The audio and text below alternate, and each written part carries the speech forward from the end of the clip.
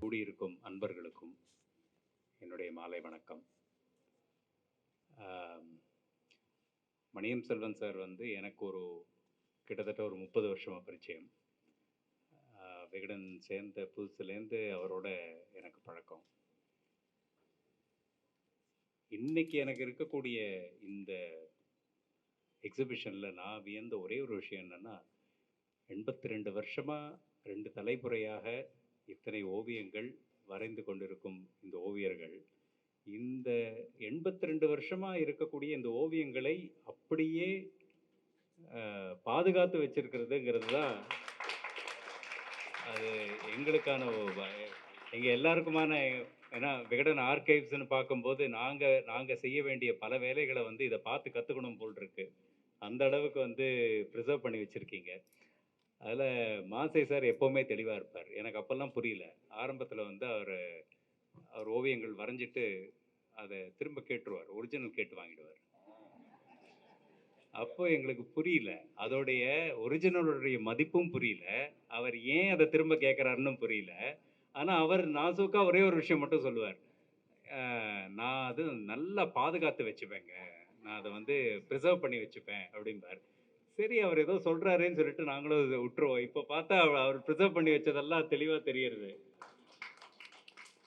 இல்லை. அது எல்லாத்துக்குமே உண்மையை சொல்லப்போனால், நீங்கள் அந்த ஒரிஜினல்ஸை திரும்ப வாங்காமல் இருந்திருந்தீங்கன்னா இன்னைக்கு நாங்கள் இந்த மாதிரி பொக்கிஷமாக சேர்த்து வச்சுருப்போமாங்கிறது எனக்கே சந்தேகம்தான். அந்த விதத்தில் அந்த அந்த லெகசியோடைய முக்கியத்துவத்தை வந்து அதை புரிஞ்சு அதை வந்து இத்தனை வருஷமாக நீங்கள் வந்து அதை பாதுகாத்ததுங்கிற இந்த ஒரு விஷயந்தான் எனக்கு இன்னைக்கு பார்த்ததுலேயே எனக்கு பட்டது. அதோட நான் சுருக்கமாக என்னுடைய உரையை முடிச்சிடுறேன். நன்றி, வணக்கம். அந்த நான் சின்ன முதலாளி தான் சொல்லுவேன். அவர் சொன்ன முக்கியமான விஷயம், மணியம் செல்வன் நான் வந்து புத்திசாலின்னு என்றைக்குமே ஒத்துக்க மாட்டேன். இப்போ அது முதலாளி சொல்லும்போது அவர் கொஞ்சம் புத்திசாலி தான் தெரிகிறாரு. ஏன்னு கேட்டால் 92 வருஷம் வாழ்ந்த கோகுல் சார் நான் மீட் பண்ணும்போது இதே மாதிரி ஒரு பிரச்சனை வந்து, அப்போ என்னுடைய ஓவியங்கள்லாம் கொடுங்கன்னு கேட்கும்போது விகடனில் யார் நிர்வாகியோ தெரியாது. ஒன்ஸ் நீங்கள் சம்பளம் வாங்கிட்டு ஓவியமெல்லாம் வரைஞ்சாச்சுன்னா அந்த ஓவியம் எங்களுக்கு சொந்தம், திருப்பி தர முடியாதுன்ட்டாங்க. சூழ்நிலையில் நீங்கள் சாமர்த்தியமாக வாங்கிட்டேன்னு கில்லாடி ஆளியா அப்படின்னே சொல்ல முடியும். அதில் ஒரு சின்ன மாற்றம், கோகுல் சார் வந்து இன் எம்ப்ளாய்மெண்ட் ஆஃப் விகடன், அதுக்கும் வித்தியாசம் இருக்கு. அவங்க எப்பவுமே ஃப்ரீலான்ஸ். நன்றி ஐயா. அப்பாவின் உடன்பிறவா சகோதரர், ஓவியரும் நடிகரும் பேச்சாளருமான திரு சிவகுமார் ஐயா அவர்கள் எந்த ஒரு முக்கியமான நிகழ்வுக்கும் அவரின் ஆலோசனை கேட்காமல் அப்பா செயல்பட்டதில்லை.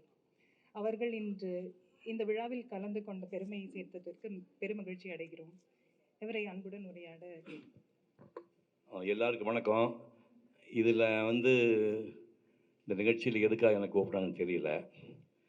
நான் 3 பிறவியை ஏற்றிருக்கிறதா நினைக்கிறேன். ஒரு பிறவி ஓவியனாக வாழ்ந்தது 24 வயசோடு முடிஞ்சு போச்சு. அப்புறம் நடிகனாக 40 வருஷம் வாழ்ந்து அந்த வாழ்க்கை முடிஞ்சு போச்சு. இப்போ 2005 ஜனவரி மாதம் 19 இனிமேல் நான் உயிரோடு இருக்க வரைக்கும் மேக்கப் போட மாட்டேன் அப்படின்னு முடிவு பண்ணி 2006 இது வரைக்கும் நான் பேசின மேடை உரைகள் கிட்டத்தட்ட விஜய் டிவியில் 22 உரைகள் டெலிகாஸ்ட் ஆகிடுச்சு. அதில் மாஸ்டர் பீஸ் உரைகள் வந்து இன்றைக்கும் ராஜா சார் பார்த்துருக்காரு. ராமாயணம், மகாபாரதம், திருக்குறள் நான் பார்க்கல, அதை விட மாட்டேன், எப்படி ஒரு நாளைக்கு கூட்டிகிட்டு போயிடுவேன். ஸோ இந்த ஓவியனாக வாழ்ந்து முடிச்சாச்சு. இப்போ என்னுடைய ஓவியங்களை வந்து நம்ம திரும்பி வரைய முடியும்னா என்ன, வரைய முடியாது. இவங்களை பார்க்கும்போது எனக்கு அளவில்லா சந்தோஷம். என்னென்னா, முதலாளி சொன்ன மாதிரி இத்து போன பேப்பர் பிரேமுன்னு காட்டுனா அந்த பேப்பர் பொடியாயிடும். அதெல்லாம் சேவ் பண்ணி வச்சு அப்பாவுக்கு மரியாதை பண்ணதுக்கு உண்மையிலேயே ஒரு ஆன்மா வந்து மேலேருந்து பார்த்து சந்தோஷப்படும். அதில் வந்து எந்த ஓவியமோ கோகுல் சாருக்கோ சிற்பிக்கோ மற்ற அந்த சீனியர் ஓவியர்கள் யாருக்குமே எஸ் ராஜம் உள்பட எல்லாருக்குமே வந்து வாரிசுகள் வந்து பெரிய ஓவியராக வந்த மாதிரி என் சித்தரிவு தெரியல. அதில் வந்து அப்பாவுக்கு ஒரு வாரிசு புறம் பண்ணி பாருங்க. ஒரு மனுஷன் வந்து 44 வருஷம் வாழ்ந்துருக்கான். எவ்வளோ கொடுமையான நினச்சு பாரு. முடி நரைக்கலையா? முடி நரைக்கிறதுக்குள்ள 44 வயசுல ஒரு மனுஷன் வாழ்க்கைய முடிச்சுக்கிறான். அது 28 வருஷம் ஓவியனாவே வாழ்ந்திருக்கான். உடம்புல என்ன வியாதின்னே தெரியாம அந்த மனுஷன் போயிட்டான். ஆனா போகும்போது என்ன பண்ணிட்டான்னா, அந்த ஆன்மாவையும், திறமையும் அப்படியே ஸ்வீகாரமா தன்னுடைய மகனுக்கு குடுத்து, அந்த பையன் வந்து 54 வருஷமா அப்பா போட்ட மாரியும் போடுறாரு. அப்பாவோட டெக்னாலஜிக்கலா வந்து நிறையாவும் போடுறாரு. அப்பா வந்து கல்கில மட்டும் ஒர்க் பண்ணாரு. கல்கில வந்து 1941 கல்கி ஆரம்பிக்கப்படுது. 1944ல கல்கியோட எல்சா டங்கனோடைய இவங்க அம்மாலாம் போய் அஜந்தா ஓவியம் வரைகிறாங்க. அந்த அஜந்தா பாணி ஓவியங்கள் தான் இப்ப இப்ப என்னுடைய பாணி ஓவியம் நான் இது சொன்ன மாதிரி தோட்டா தன்னுடைய சொன்ன மாதிரி இந்த ஓவியங்கள் வேறு. இந்த ஓவியங்கள் எல்லாம் வந்து அஜந்தா ஓவியங்கள் எல்லா சிற்பங்கள்ல அந்த சிற்பங்கள் எழுந்து மனுஷ வடிவத்தில் எப்படி இருக்குமோ அந்த மாதிரி வடிவத்தில் வரைஞ்சிருக்காங்க. இது ஹியூமன் அனாட்டமி ஒரிஜினல் படம் வாங்கினா கே மாதவன் படம், நடராஜன் படம் பாருங்க. அதுதான் ஒரிஜினல் முகம். எங்கள் முகம் அப்படியே இருக்கிறதில்ல. அது வேறு பேட்டர்ன். புரியுது நம்மளுக்கு. இவர் வந்து என்ன பண்ணிட்டாருன்னா அப்படியே இன்ஹெரிட் பண்ணிட்டாரு. அஜந்தா எல்லோரா அந்த ஓவியங்கள் சிற்பங்கள் வந்து மனித வடிவெடுத்து அப்படி இருக்குமா அப்படி ஒரு ஃபார்மேஷன் எடுத்துக்கிட்டு அதுலேயே மாஸ்டர் ஆகிட்டார். அதுலேயே அத்தனை சப்ஜெக்ட் வரைஞ்சிருக்காரு. அவர் இதுக்குள்ளே வரல. இப்போ மாதவன் வந்து என்எஸ் கிருஷ்ணன் படத்தை வரைஞ்சிருக்காரு. போர்ட்ரேட்டு நடிகர் சங்கத்தில் வச்சுருந்தாங்க. அப்படியே உயிரோட பார்க்குற மாதிரி இருக்கு. அதுக்குள்ளே அவர் வரல. அவர் வேற ஒரு பேட்டர்ன் இருக்கார். அவர் பண்ண பெரிய விஷயம் வந்து தான் பாதியில் போகிறோமேன்னு அந்த திறமையை பூரா தன்னுடைய வாரிசு கொடுத்து, இந்த பையன் என்ன பண்ணுறான், நான் இருக்கும்போதே கொடுத்துட்றேன், போனதுக்கு கொடுக்க வேண்டாம், நான் உயிரோடு இருக்கும்போதே தாரணி சுபாஷினி வந்து ஓவியராக்கி எவ்வளோ பெரிய குடும்பம் நினச்சி பாருங்க.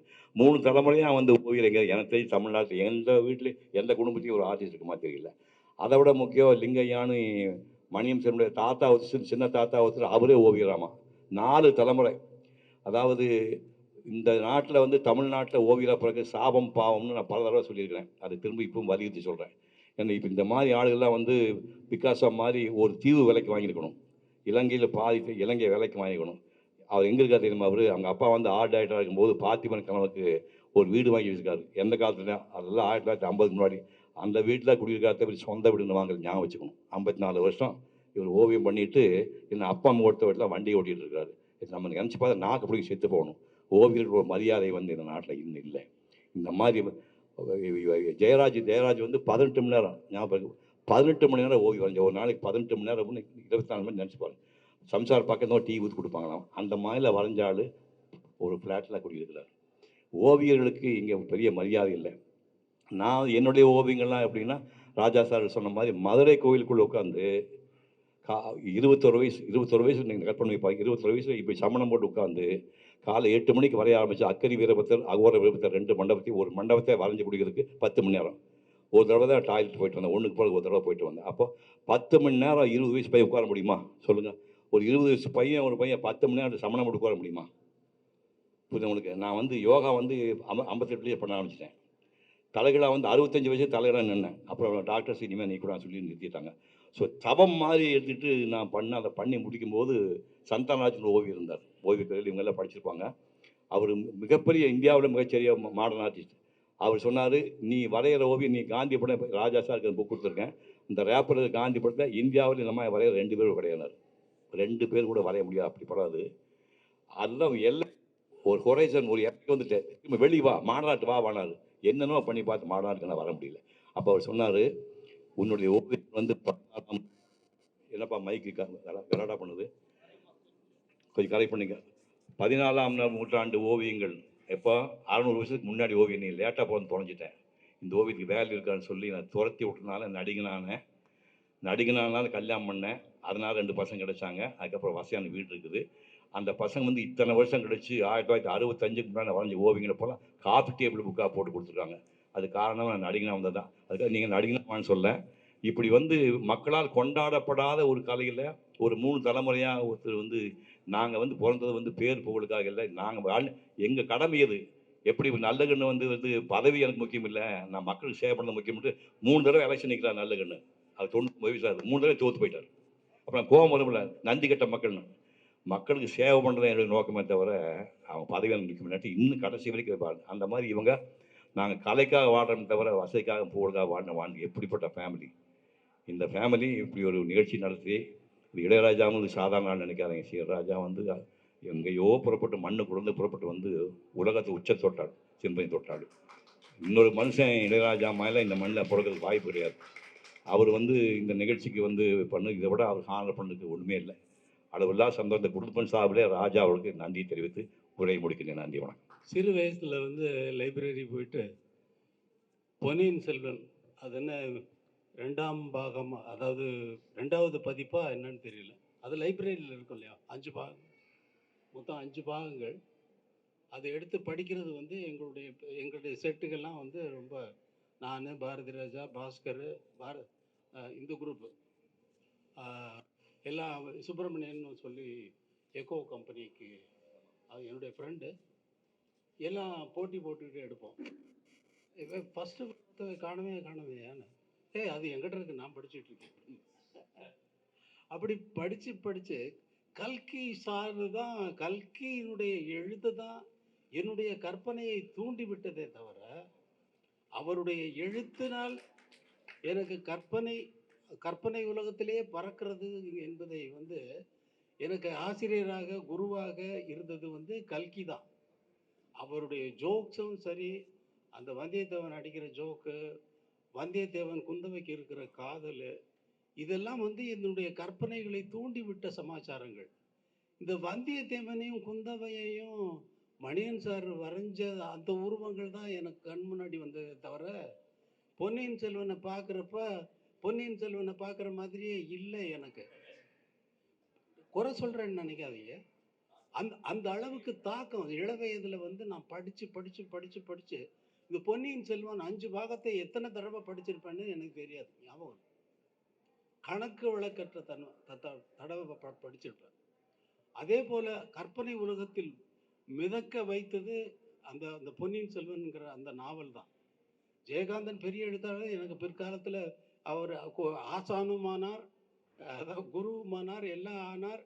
எவ்வளவுதான் நெருக்கமாக இருந்தாலும் கூட ஜெயகாந்தன் எழுத்து வந்து பக்குவப்பட்ட ஆட்களுக்கு, உயர்ந்த நிலையில் இருப்பவர்களுக்கு அது மிகவும் உயர்ந்த தன்மைகளை போதிக்கிற சமாச்சாரம். வெறும் விவாதங்களை வைத்து சமூகத்தில் எதை கூடாது என்று சொல்கிறார்களோ, ஏன் அது அப்படி இருக்கக்கூடாது என்று விவாதிக்கக்கூடிய தன்மைகளை உள்ளடக்கியது. ஆனால் கற்பனை, ஒரு சரித்திரம், ஒரு கதை, ஒரு காதல், ஒரு சாதாரண மனிதனுடைய உணர்வு, இத்தனையையும் அடக்கி கல்கி அவர்கள் எழுதிய அந்த பொன்னியின் செல்வன் தான். பொன்னியின் செல்வன் மட்டுமல்ல, மற்ற அந்த இல்லை சிறுகதைகள் கூட 786 அது மாதிரி ஒரு சின்ன கதை, அது கூட வந்து இருக்கும். அடிக்கடி ஜோக்ஸில் வந்து எங்களுக்கு வந்து கல்கி சாருடைய ஜோக்கு தான் ஞாபகத்துக்கு வரும். அவர் வந்து சீரியஸாக இருக்காரு, ஹாஸ்பிட்டலில் அட்மிட் பண்ணியிருக்காங்க. ஹாஸ்பிட்டலில் அட்மிட் பண்ணாங்க, டாக்டர்லாம் வந்து பார்த்துட்டு போனாங்க. எல்லாம் ரொம்ப ஆவலோடு போயிட்டு என்னாச்சு கேட்குறாங்க. கல்கி சார் சொல்கிறாரு. கல்கி சார் வெளியே வந்தார். டாக்டர் ஒன்றும் இல்லைன்னு சொல்லிட்டாரு. அப்படியா, இல்லை க்யூர் பண்ணுற மாதிரி ஒன்றும் இல்லைன்னு சொன்னார். இந்த ஜோக்ஸு இதெல்லாம் வந்து இப்போ நான், பாரதி ராஜா, பாஸ்கர் எல்லாம் வந்து ராம் தியேட்டருக்கு எதிர்த்தாப்புல ஒரு சின்ன வீட்டில் குடியிருந்துட்டு வெளியில் வரும் பொழுது யாராவது சிரிச்சிட்டு வந்தாங்கன்னா கல்சார் தான் தூண்டி விட்டது இந்த ஜோக்ஸ் எல்லாம் அடிக்கிறது.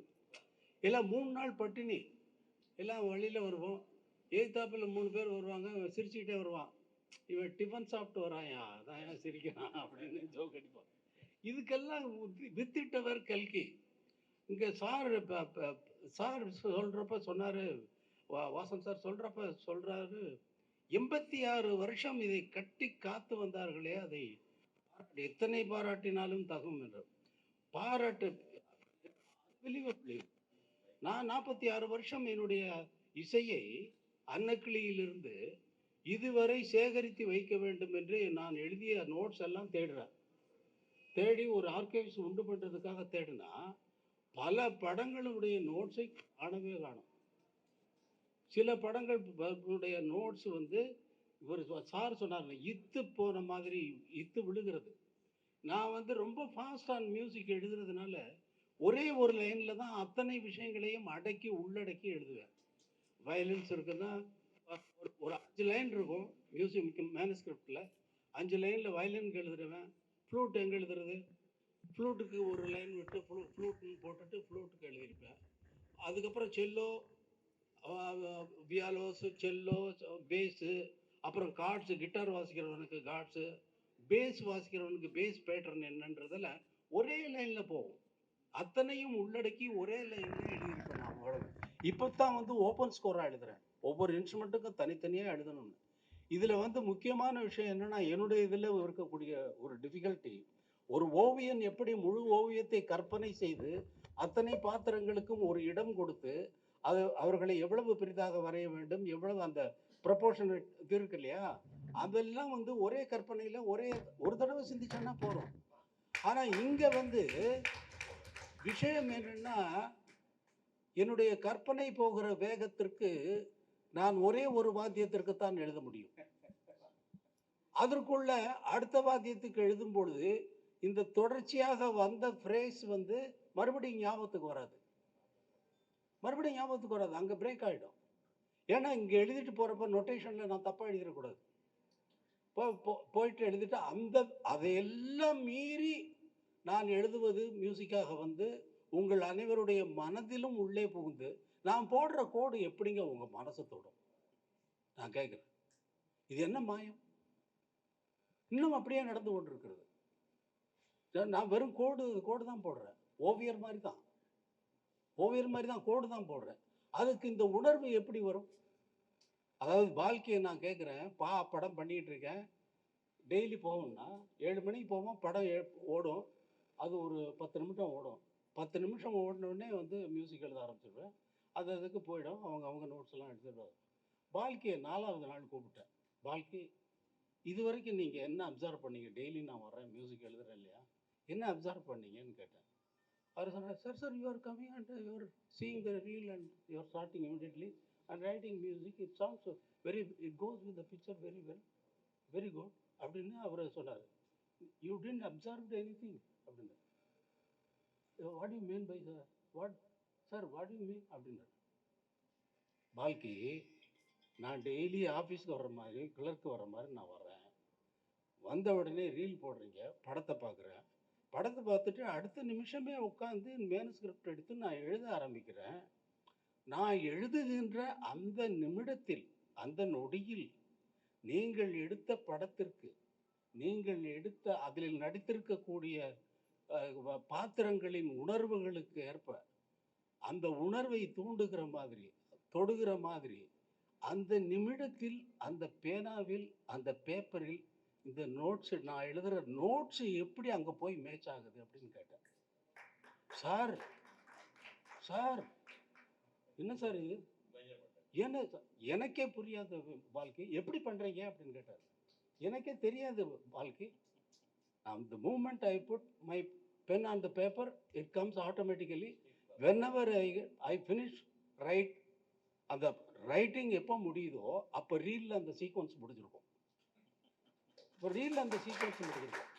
இது ஒரு ரீல் போட்ட அண்ணா, நான் வேலை செஞ்ச ஹீரோக்கள்லேயே அதிகமான ஹீரோவுக்கு நான் இசையமைச்சது உங்களுக்கு தான். ஆமையா,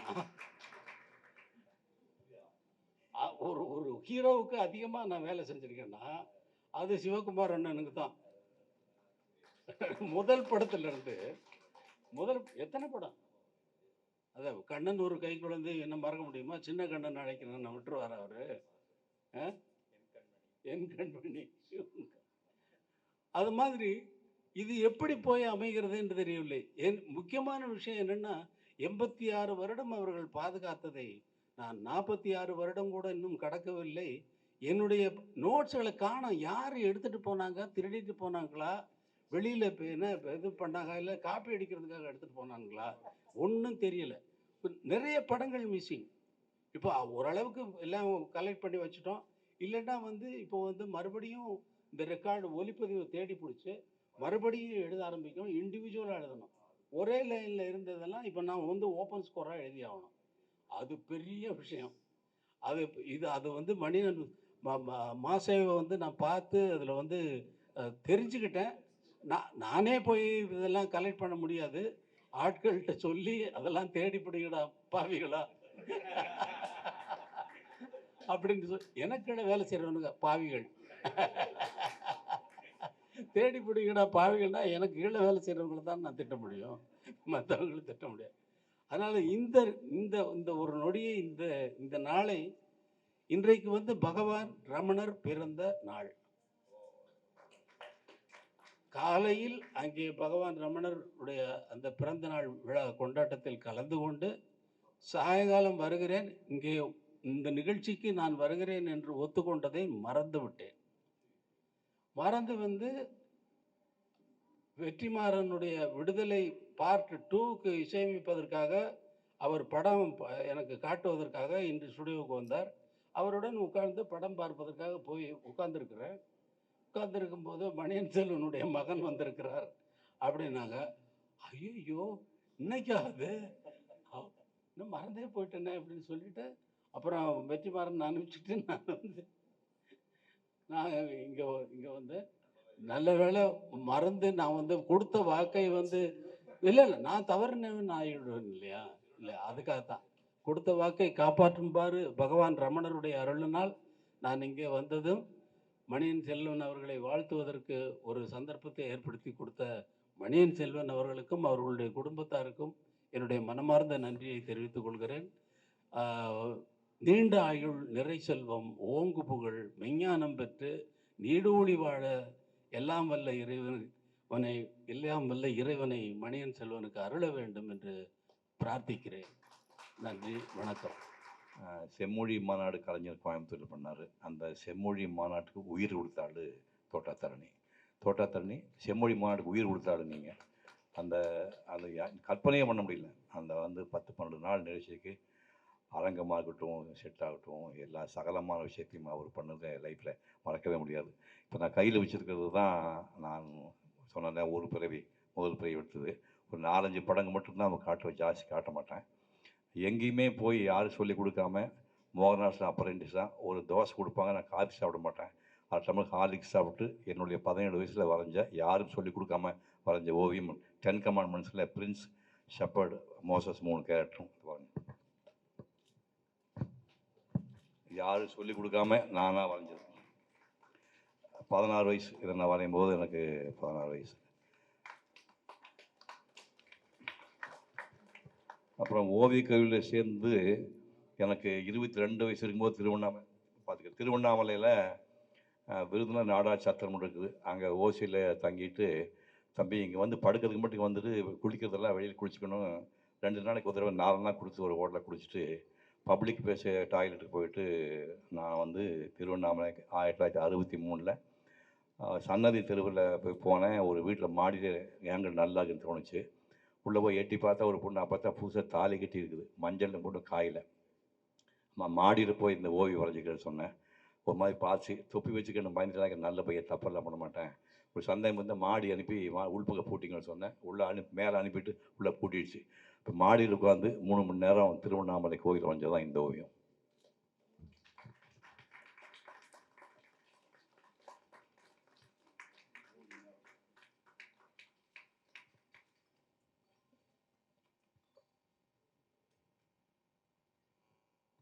திருவண்ணாமலை ஜோதி வைக்கிற மலை மேலே பாதி மலை மேலே போய் உட்காந்து திரும்பி பார்த்தீங்கன்னா 22 மைல் தூரத்தில் செஞ்சிக்கோட்டை தெரியும்.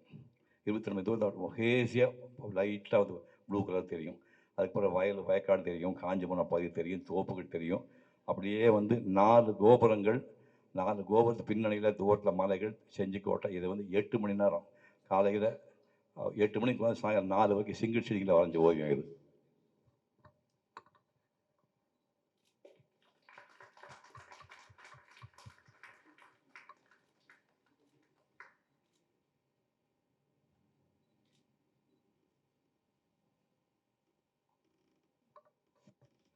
மேற்கு கோபுரம் இப்போ சாமி சொன்னார், இவர் சாமி தான் கோபுரம். ரமண மகர்ஷி ஆசிரமத்துக்கு போகிற ரோடு, அது நேராக கடைசி போனால் ரமண மகர்ஷி ஆசிரமம் வரும். மேற்கு கோபுரத்துலேருந்து தெற்கு நோக்கி போகிற ரோடு. இதை வந்து ஒரு மாடியில் உட்காந்து ஒரு 3.5 மணி நேரம் வரைஞ்சது. இப்போ இந்த கோபுரமெல்லாம் இதில் ப்ரௌன் கலர் இருக்கும். அப்போல்லாம் வந்து கும்பாபிஷேகம் பண்ணல. இப்போ கும்பாபிஷேகம் பண்ணி அழகுபடுத்தின்னு சொல்லி சாம்பா கலர் அடிச்சு கேவலப்படுத்திட்டாங்க. இது ஒரிஜினல் கலர் எப்படி இருக்கு பாருங்க.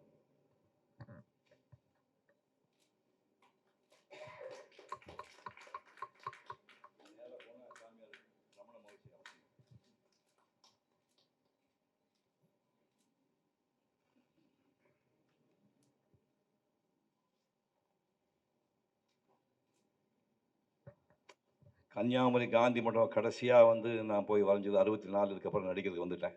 கடைசியாக வந்து அங்கே ஒரு தர்மச்சத்திரம் போது கன்னியாகுமரி கோயில் பக்கத்தில் தர்மச்சத்திரம் ₹2 வாடகை. அந்த ₹2 வாடகையில் இந்த பேப்பர் பையெல்லாம் வச்சுட்டு வெளியில் காற்றாட வெயிலில் படுத்துக்குவோம். குளிக்கிறதெல்லாம் வந்து ஆத்தோட்டத்தில் குடிச்சு கொண்டிருக்கிறேன். அப்படி வந்து 1964 எந்த இடத்துல உட்காந்து கன்னியாகுமரி காந்தி மண்டபம் வரைஞ்சனோ, அதுக்கப்புறம் சரியாக 6 ஆண்டுக்கு அப்புறம் அந்த இடத்துல உட்காந்து டூயட் பாடுற வாய்ப்பு யாருக்கு வரும் கற்பனை பண்ணி பாருங்கள். 1970 எந்த இடத்துல உட்காந்து கன்னியாகுமரி காந்தி மண்டபம் வரைஞ்சனோ அந்த இடத்துல உட்காந்து டூயட் பாடினேன். இதுதான் அந்த காந்தி மண்டபம்.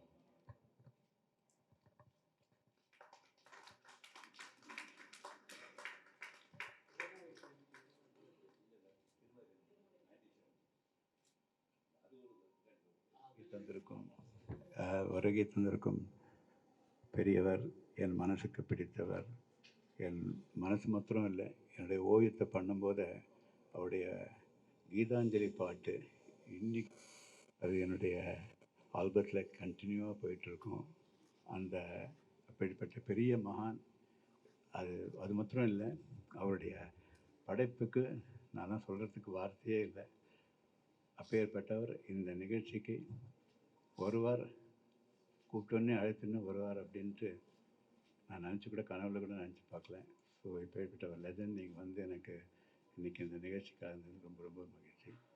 அடுத்து எனக்கு ரொம்ப பிரதர்ன்னு சொல்கிற லெவலில் எனக்கு சிவகுமார் அண்ணன்.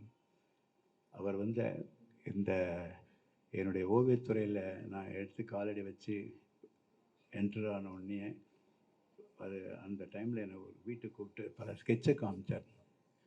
அந்த ஓவியத்தினுடைய ஸ்கெட்ச் வந்து ஒரு காலேஜில் படிச்சிருந்தது. இப்போ என்னுடைய ப்ரிசர்வ் பண்ணி இருக்கிற பற்றி சொல்கிறாரு. ஆனால் அவருடைய கலெக்ஷனை ஒரு ஸ்கெட்ச் புக்கு, ஒரு 4-5 ஸ்கெட்ச் புக்கு பார்த்துட்டு அவர்கிட்டேருந்து பத்திரமா வாங்கிட்டு போய் நான் பார்த்து நான் திருப்பி தரேன்னு சொல்கிற அளவுக்கு அப்படி ஒரு அற்புதமான ஒரு படைப்புக்களை ஸ்கெட்சை காலேஜில் யூஸ்வலாக 6 வருஷம் படித்தது வந்து கிட்டத்தட்ட அவர் வாழ்நாள் ஃபுல்லாக இன்றைக்கி 82 வருஷம் பண்ண வேண்டிய ஒர்க்கை அந்த 6 வருஷத்தில் அவர் கம்ப்ளீட் பண்ணி அந்த ஒர்க்ஸை பண்ணியிருக்காருன்றது தான் என்னுடைய அனுமானமாக இருந்தது.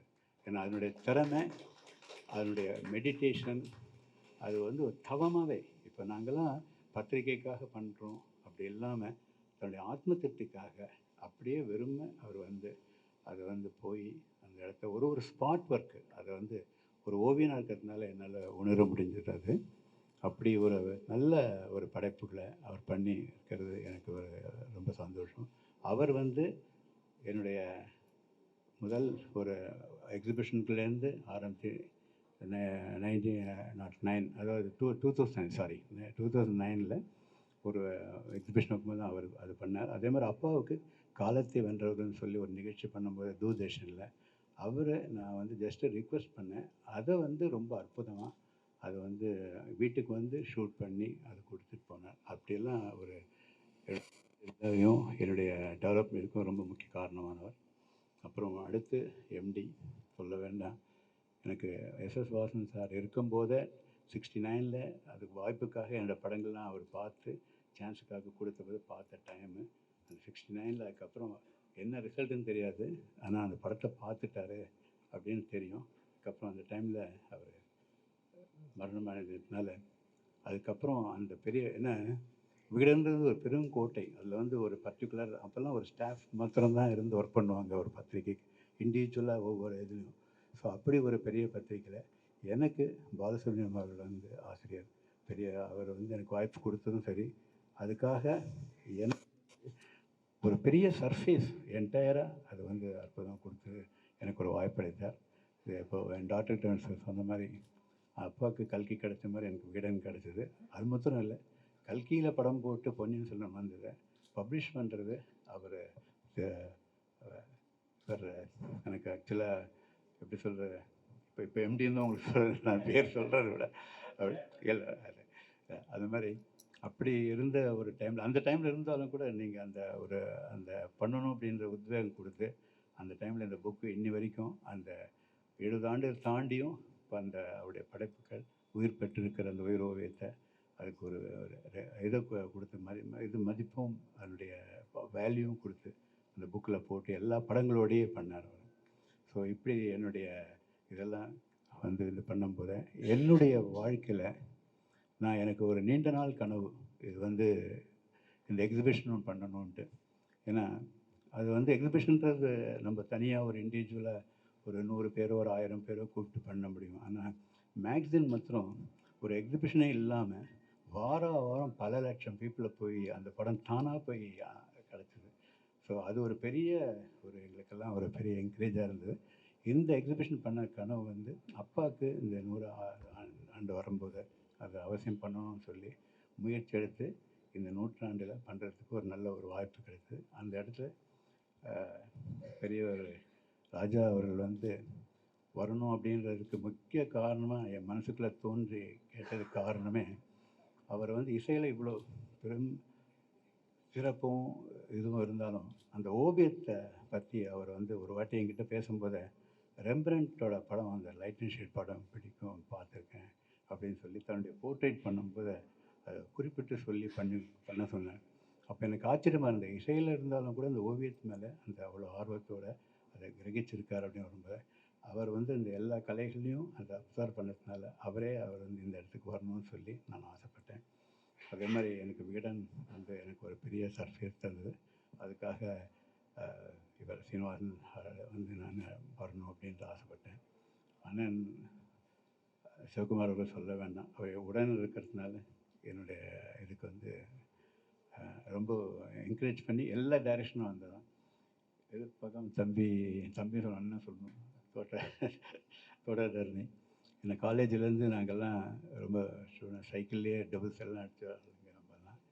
ஸோ அப்படியெல்லாம் ஒரு ரொம்ப அற்புதமான இந்த நிகழ்வு வந்ததும் எனக்கு ரொம்ப பெருமை. இந்த நிகழ்வு என்னோடய வாழ்நாளில் எனக்கு கிடைச்ச ஒரு பெரும் பாக்கியமாகவும், இந்த பெரிய லெஜண்ட்ஸ் எல்லாம் வந்து இதை நடத்தி கொடுத்ததுக்கு அவங்களுக்கு ஒரு நன்றியும் என்னுடைய வணக்கத்தையும் தெரிவிச்சுக்கிறேன். நன்றி.